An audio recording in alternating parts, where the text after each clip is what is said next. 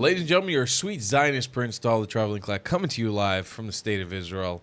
Let's take a look at this clip of James Morgan, Piers Morgan, and Jordan Peterson on, I'm assuming on Islam. Let's take a look here. It's from Twitter. There's another ugly issue here, Piers, that no one will grapple with, which is, you described Robinson as anti-Muslim, let's say. Well, we don't really understand the relationship between the religious doctrine, let's say, and the fact of these crimes. Now, I want to make two cases here. The first case is that 40 out of 50 Muslim majority countries in the world are authoritarian hellholes. And only 3 of them are democracies. And that's Morocco, Indonesia, and Turkey. And, they're not, I wouldn't put them in the highest echelons of stellar states. And so why is that exactly? Is that a deviation from Islamic principles, or is it a consequence of them? Now, no one wants to have that discussion, and it's no bloody wonder, and then, so that's on the negative side, let's say. And there are certainly doctrines in Islam that are very, very difficult to square with free, liberal, Western, Christian democracies. And those differences aren't just apparent, they're deep. Now, I would say on the optimistic side that we could turn to Islamic leaders like those who run the United Arab Emirates, and even to some degree now Saudi Arabia, and the signatories of the Abraham Accords, to find a different pathway.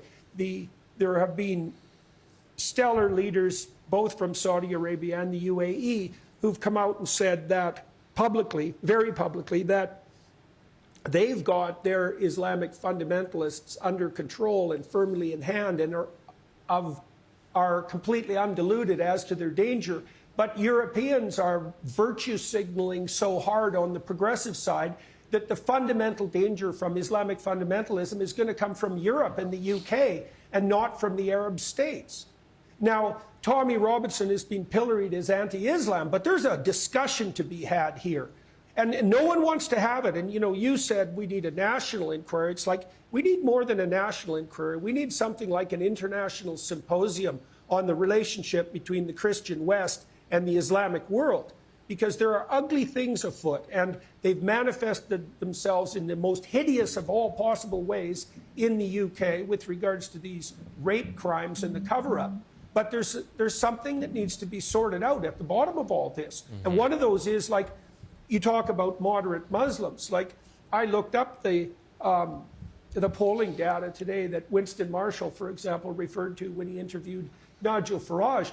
And, it's about 3/4 of UK Muslims would be perfectly content if Sharia law happened to be the, what would you say, the principle of the day for the UK as a whole.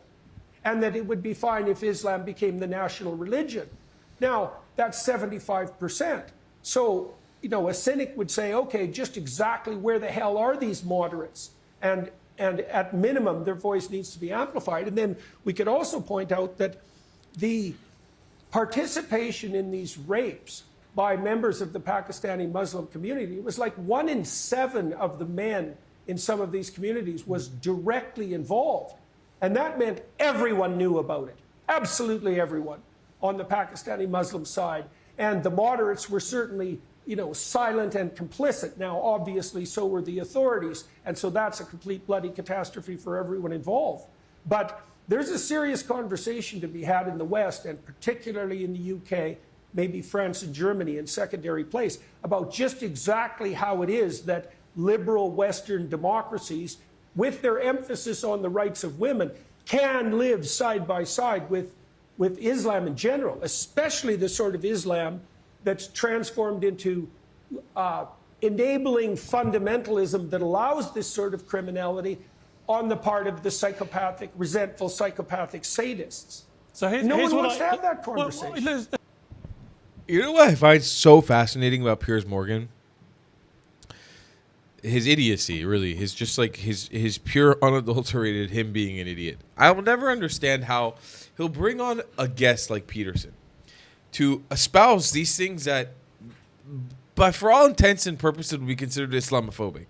I don't consider them Islamophobic, but any one of his guests or him himself, just based on what he said about people like Tommy Robinson, what he's saying right now, the conversation he's having, according to Muslims, especially in the UK, would consider that Islamophobic. But he lets, it's interesting, he lets Peterson flush out his ideas live on the show. He lets it express his ideas. But when any other guest, whether they're a Jew who's dealt with radical Islam or Israelis who are living at the behest of radical Muslims, trying to explain the complex situation of living amongst these people, Piers is like, no, no, no, no, no, no, no, no, no, no, you may not say that. No, no, no, that's preposterous. I'm Piers Morgan, and you're a wizard, Harry. I don't understand what happens. When does his brain short circuit to being able to understand and not understand the nuance of the situation? Or do you have to be famous like Jordan Peterson or have clout like Jordan Peterson to be able to flush out ideas on Piers Morgan's retarded show? And then the follow-up question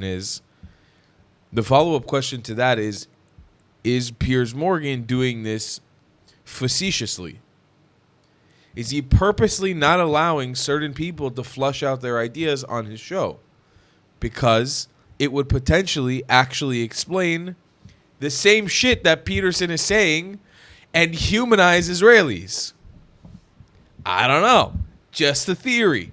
That's a game theory. Ladies and gentlemen, I know I'm on some other shit, but it's 6:30 in the morning. I just woke up and I decided to make this video first thing because it was weighing on me heavily.